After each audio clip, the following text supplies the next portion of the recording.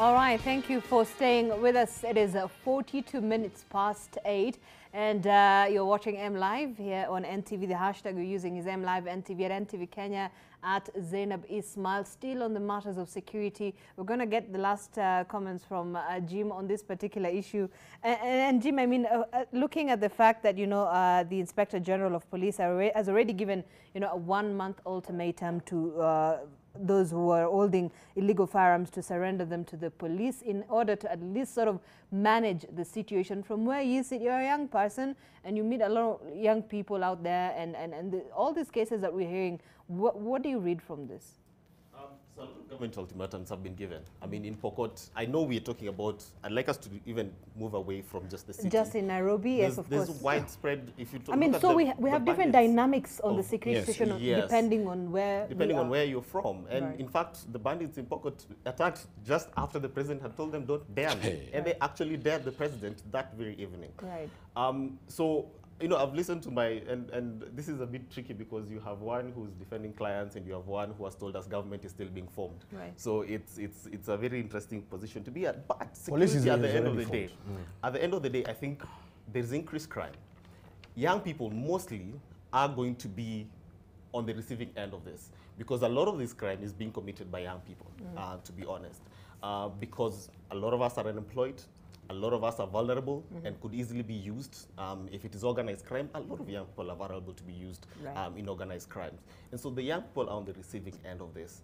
And so the best way to treat this, we can give all manner of ultimatums, but if we don't fix the economy, if we do not create jobs for our young people, ultimately we will still have crime. We will still have a lot of young people involved in criminal. So I hope that as we're dealing with the security situation, and I'm glad that now we have a CS in place, we have a PS in place, we have an IG of police, and they're giving ultimatums, and they're now realizing that security is not like campaigns. It's not like standing on top of a Land Cruiser and saying we will do this, we will disband that. But you need to sit down in serious boardroom meetings with the Security Council and come up with a strategy on how to deal with crime in the city. It's not just about what our governor here is doing and cleaning up and saying that hawkers and street families are the problem, and so getting them out and saying that's what needs to be done. That's a point of being clueless in what's actually happening and being out of touch with the reality of what's happening in this city.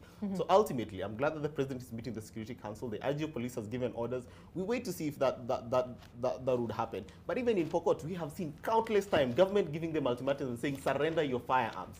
It never happens. All the time, these firearms are still in their place. In fact, they keep getting new and sharper rifles to use against citizens. So we need a widespread and better coordinated front on our security front, not just sending our army to DRC while we have a lot of internal issues here to deal with and our own militia. I asked the same question yesterday, though, where you know, Kenyans are asking why are we sending our troops to DRC, and the question was, we have an international obligation as well to the region and the continent as well. So the reason why the government decided to send the troops to DRC was to fulfill its international obligation as it continues to manage the situation in the country. Look at Thank you. So what's happening in DRC is simple. You have a militia that has set up and continuing to take up new territory every day. All right. You have a militia in Pokot that is doing the same exact thing. Before we know it, we will have our own mini DRC in this country because they have been in place for over 10 years. They've been going on. They have more sophisticated rifles than ever before. Their numbers keep increasing. They become bold every single day, including daring the commander-in-chief of the armed forces of Kenya. So if we do not deal with this now... But isn't it a positive thing that we're seeing the president coming out quite strongly and saying this time around, we are suddenly managing the situation and we're going to get to the root cause? It is good, but our president is a smooth talker, and we applaud him for that. He's a smooth talker. But this security requires more than just a smooth talker. That's why I'm saying the meeting today is important. But barely, because we hope, barely 3 months in office? Yes, we hope that after the meeting today, we'll have great strategy on how to deal with the security situation in the country.